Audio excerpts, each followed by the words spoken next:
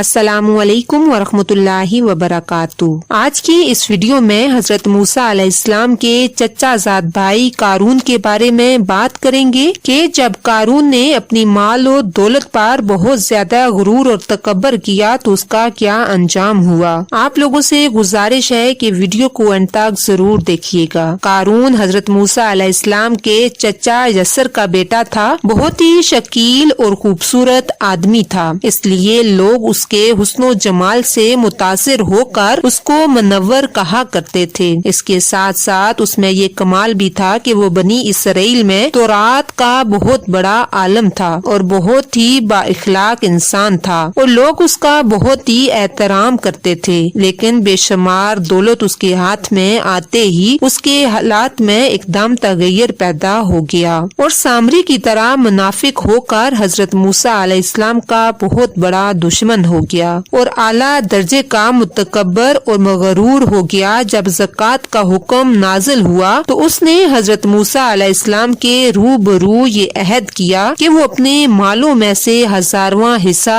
زکوٰۃ نکالے گا، مگر جب اس نے مالوں کا حساب لگایا تو ایک بہت بڑی رقم زکوٰۃ کی نکلی۔ یہ دیکھ کر اس پر ایک دم حرص و بخل کا بھوت سوار ہو گیا اور نہ صرف زکوٰۃ کا منکر ہو گیا بلکہ عام طور پر بنی اسرائیل کو بہکانے لگا کہ حضرت موسیٰ علیہ السلام اس بہانے تمہارے مالوں کو لے لینا چاہتے ہیں، یہاں تک کہ حضرت موسیٰ علیہ السلام سے لوگوں کو دور کرنے لگا۔ اس خبیث نے یہ گندی اور گھٹیا چال چلی کہ ایک عورت کو بہت زیادہ مال و دولت دے کر آمادہ کر لیا کہ آپ پر بدکاری کا الزام لگائے۔ چنانچہ عین اسی وقت جب کہ حضرت موسیٰ علیہ السلام بحث فرما رہے تھے، قارون نے آپ کو ٹوکا کہ فلانی عورت سے آپ نے بدکاری کی ہے۔ حضرت موسیٰ علیہ السلام نے فرمایا کہ اس عورت کو میرے سامنے لاؤ۔ چنانچہ وہ عورت بلائی گئی تو حضرت موسیٰ علیہ السلام نے فرمایا، اے عورت، اس خدا کی قسم جس نے بنی اسرائیل کے لیے دریا کو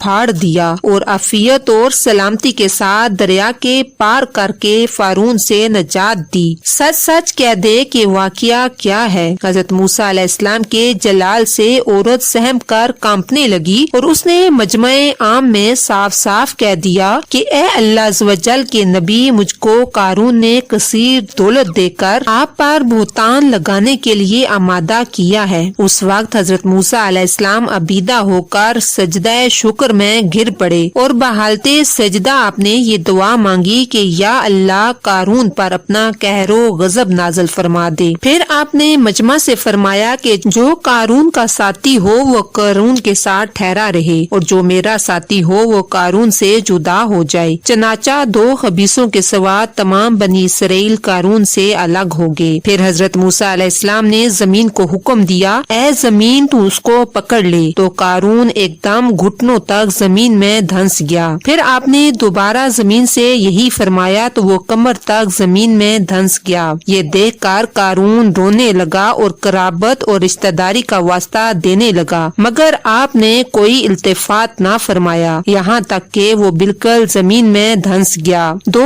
منحوس آدمی جو قارون کے ساتھی تھے لوگوں سے کہنے لگے کہ حضرت موسیٰ علیہ السلام نے قارون کو اس لیے دھنسا دیا تاکہ قارون کے مال اور اس کے خزانے پر خود قبضہ کر لیں۔ تو آپ نے اللہ تعالیٰ سے دعا مانگی کہ قارون کا مکان اور خزانہ بھی زمین میں دھنس جائے۔ چنانچہ قارون کا مکان جو سونے کا تھا اور اس کا سارا خزانہ سبھی زمین میں دھنس گیا۔ اس کو قرآن پاک کی زبان سے سنیے، جس کا ذکر پارہ نمبر 20 سورۃ القصص آیت نمبر 81 میں اس طرح بیان فرمایا گیا۔ اللہ تعالیٰ کا ارشاد ہے کہ ہم نے قارون کو اتنے خزانے دیے تھے کہ ان خزانوں کی کنجیاں ایک مضبوط اور طاقتور جماعت بامشکل اٹھا سکتی تھی۔ اسی طرح ایک دوسرے مقام پر ارشاد باری تعالیٰ ہے، ترجمہ کنز الایمان، بے شک قارون موسیٰ کی قوم سے تھا، پھر اس نے ان پر زیادتی کی اور ہم نے اس کو اتنے خزانے دیے جن کی کنجیاں ایک زور آور جماعت پر بھاری تھیں۔ حضرت موسیٰ علیہ السلام نے قارون کو جو نصیحت فرمائی تھی وہ یہ ہے کہ جس کو قرآن مجید نے بیان فرمایا ہے، اسی خیر خواہی والی نصیحت کو سن کر قارون حضرت موسیٰ علیہ السلام کا دشمن ہو گیا۔ غور کیجئے کہ کتنی مخلصانہ اور کس قدر پیاری نصیحت ہے جو حضرت موسیٰ علیہ علیہ السلام کے ساتھ ساتھ ساری قوم قارون کو سناتی رہی کہ اس قالا لہو قومہ، جب اس سے اس کی قوم نے کہا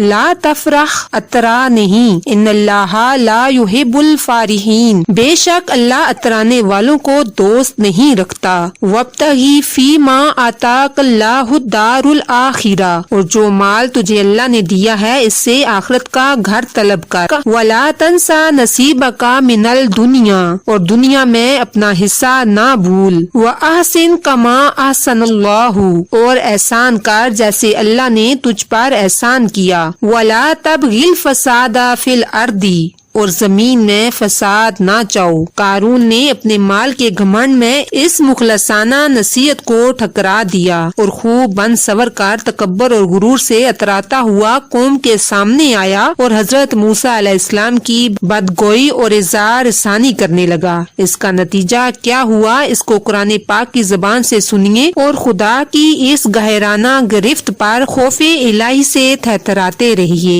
فخسفنا به وبداره الارض، تو ہم نے اسے اور اس کے گھر کو زمین میں دھنسا دیا۔ فما کان لہ من فیۃ ینصرونہ، تو اس کے پاس کوئی جماعت نہ تھی کہ اللہ سے بچانے میں اس کی مدد کرتی۔ وما کان من المنتصرین، اور نہ وہ بدلہ لے سکا۔ یہ عبرتناک واقعہ ہمیں یہ درس ہدایت دیتا ہے کہ اگر اللہ تعالیٰ مال اور دولت عطا فرمائے تو اس فرض کو لازم جانیے کہ اپنے اموال کی زکوٰۃ ادا کرتے رہیں اور ہرگز اپنے مال و دولت پر غرور اور گھمنڈ کر کے نہ اترائیں، کیونکہ اللہ تعالیٰ ہی دولت دیتا ہے اور جب وہ چاہتا ہے پل بھر میں دولت چھین بھی لیتا ہے۔ ہر وقت اس کا دھیان رکھتے ہوئے تواضع اور انکساری کی عادت رکھے اور ہرگز کبھی انبیاء اور اولیاء اکرام علیہ السلام کی اظہار ثانی اور بد گوئی نہ کرے، کیونکہ ان پاک ہستیوں کی دوا اور بددعا سے وہ ہو جایا کرتا ہے جس کا لوگ تصور اور خیال بھی نہیں کر سکتے۔ واللہ تعالی عالم۔ آج کی ویڈیو بس تھی یہاں تک کی۔ امید ہے کہ آپ لوگوں نے آج کی ویڈیو میں کوئی نہ کوئی سبق ضرور حاصل کیا ہوگا، اور اللہ عز و جل سے دعا ہے کہ اللہ تعالیٰ مجھے اور آپ سب کو غرور اور تکبر سے بچنے کی توفیق عطا فرمائے، اور جو مال اللہ عز و جل نے ہمیں عطا کیا ہے اسے رائے خدا میں خرچ کرنے کی توفیق عطا فرمائے، اور اللہ تعالیٰ ہم سب کو اپنے عذاب سے دور رکھے۔